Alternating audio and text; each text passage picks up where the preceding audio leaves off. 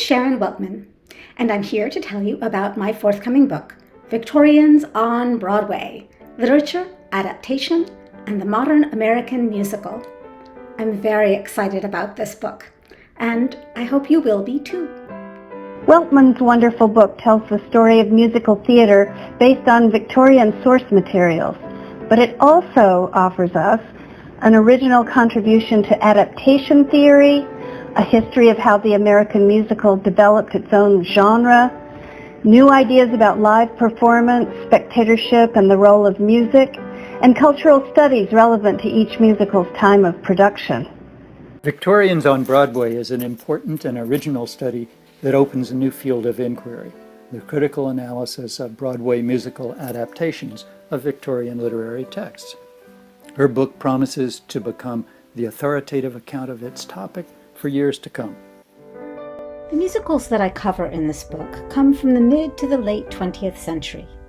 They range from well-known shows like Oliver, The King and I, Sweeney Todd, and The Mystery of Edwin Drood, to some less well-known shows like The Little Gem Goblin Market, the Kurt Weill hit One Touch of Venus, the mega-musical Jekyll and Hyde, and Jane Eyre the Musical. All of them deserve examination. So, what does each musical teach us about its source?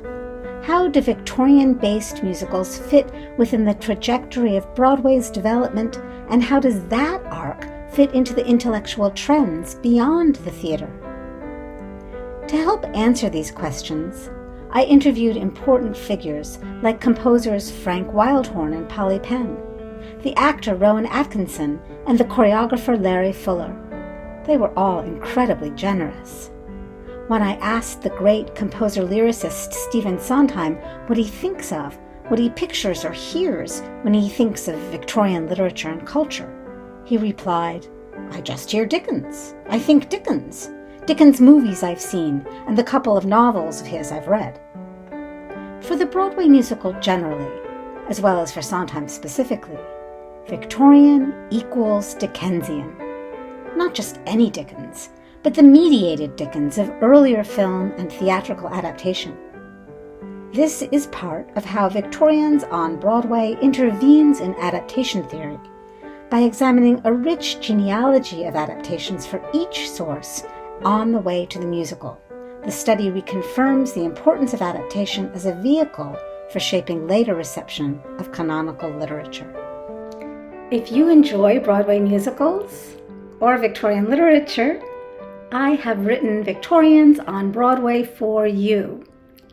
I hope you like it.